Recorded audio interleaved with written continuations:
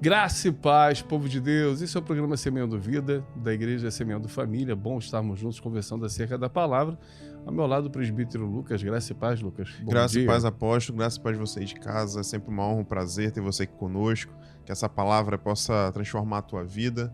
Não se esquece de ir lá no nosso canal no YouTube, nas nossas redes sociais. Se inscreve lá, nos siga, para que você fique por dentro aí das nossas programações e também dessas palavras que a gente tem trago aqui para te abençoar.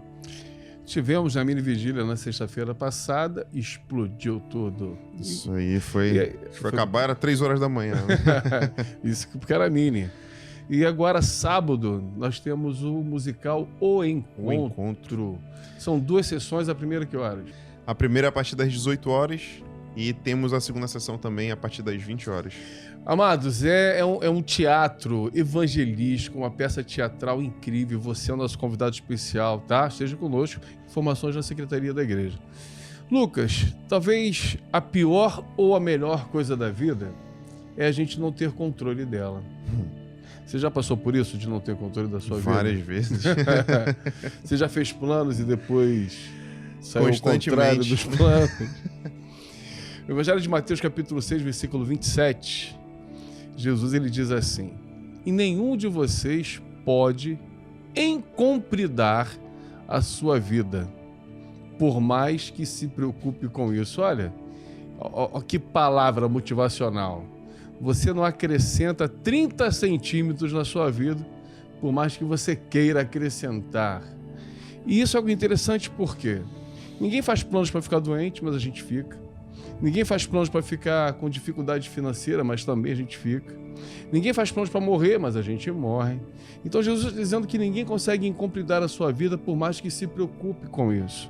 Então, nesse pensamento, já que eu não consigo controlar as coisas que vão acontecer, talvez muito mal nós tenhamos controle do nosso presente.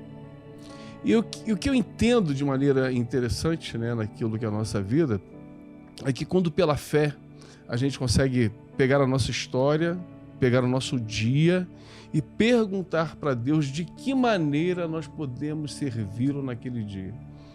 Porque talvez a pior coisa da vida, ou a melhor coisa da vida, é não ter controle dela. Mas se a gente tenta ter controle e a gente vai fazendo as caquinhas que a gente comete na vida, saindo daquilo que seria a vontade de Deus, né? A gente quer fazer a nossa vontade, cada vez mais a gente fica longe do Senhor.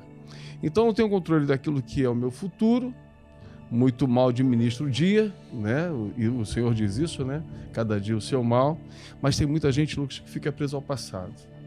E talvez essa seja uma das piores condições de se viver a vida, são aquelas pessoas que ficam ancoradas nas dificuldades do passado.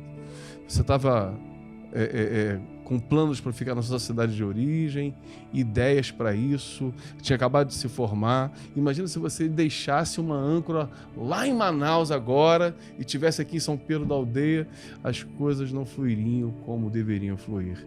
Assim, muitos de nós deixamos nossa vida, às vezes, presa numa âncora, num relacionamento que já acabou há muito tempo, em alguém que já morreu, no perdão que a gente não conseguiu liberar, em situações que a gente se frustrou. E isso tudo sendo uma verdade, Jesus te dizendo, está se preocupando com isso? Se você não consegue encompridar mais a sua vida em nada, aquilo que a gente precisa entender para esse tempo é que Deus nos dá uma página em branco todos os dias para escrever uma nova história. Apóstolo, o senhor tem uma fala que ela é muito interessante, né? O senhor fala que Cristo ele mais frustrou na caminhada cristã do que fez aquilo que era a sua vontade, né? Deus nos trouxe muito mais frustrações em fazer aquilo que é a vontade dele do que a nossa. Só que a maioria das pessoas, né, apóstolo, tem interpretado essa palavra em ficar frustrado. Tem uma grande diferença em você ser frustrado naquele teu plano e você continuar frustrado naquilo, porque é aquilo que o senhor falou, né? Coloca-se uma âncora naquela situação. Naquela frustração, talvez. E aí, poxa, eu planejei, né? A minha faculdade, eu queria trabalhar em tal área e Deus me frustrou nisso. E a maioria das pessoas fica com aquela âncora ali, né? Pô, Deus me frustrou nisso, Deus me frustrou nisso, e não consegue romper mais em nada na vida, porque tá sempre o tempo todo com essa âncora lá preso nessa situação onde Deus frustrou para que frutos maiores sejam feitos, né? Coisas maiores Amém. pudessem acontecer nas nossas vidas. E eu sou o testemunho vivo disso, né? A gente já compartilhou algumas vezes. Nunca sonhei em estar nessa cidade, nunca planejei, nem conhecia São Pedro da Aldeia. E Deus, ele nos movimentou. No primeiro momento foi uma frustração que né, você não espera, você não planeja, mas entendendo a direção de Deus e se lançando naquilo que é o propósito dele, hoje a gente consegue entender, que a gente consegue avançar, né, e tem colhido frutos maravilhosos daquilo que foi essa decisão de obedecer a Deus nesse processo. Mas voltando para o ponto que eu comecei falando, a gente precisa entender, né, apóstolo, a não ficar remoendo, né? Você, às vezes traz à memória aquilo e te traz um peso. Poxa, se eu tivesse lá, eu acho que minha vida estava melhor. Poxa, se eu tivesse feito tal coisa, talvez... O passado já foi, né? Já passou, a gente não tem como mudar o que aconteceu. Já aconteceu. Ah, se eu tivesse tomado tal decisão. Ah, se eu tivesse namorado a morena e não a loira. Ah, e aí por diante vai. A gente precisa realmente entender, né? E ser frustrado por Deus não significa que nós vamos viver uma vida nessa frustração, né? E sim entender que aquele propósito de Deus não era a nossa vontade, era sim a dele. Deus me frustrou nisso sim, então ele tem uma coisa melhor pra mim. E nisso, se a gente obedecer e for fiel nele, com certeza, grandes frutos a gente vai colher dessas decisões. Toda frustração produz em si mesma, né, aquilo que é o crescimento. O Pai quer que nós sejamos completos. A oração do Salmo 23 fala que o Senhor é meu pastor e nada me faltará. Quando o salmista conta esse poema, né, ele declara isso, nada vai faltar para a gente. Dias de alegria e dias de tristeza. O Senhor quer que nós sejamos completos. Provérbio 16, versículo 1 diz assim: as pessoas podem fazer planos. Então não tem nada de errado em fazer plano. A gente pode fazer plano. E na verdade a gente precisa planejar. A nossa vida é feita de planejamento. Se você não tem uma resposta, se no horizonte ainda não apareceu o sol, se só tem tempestade, continua fazendo plano. Porém, é o Senhor Deus que dá a última palavra. Tem pessoas que, por conta daquilo que foram as âncoras do passado, as frustrações que aconteceram, pararam de fazer planos. Não, eu fiz tanto planejamento, me frustrei em todos eles, agora eu não vou mais tentar.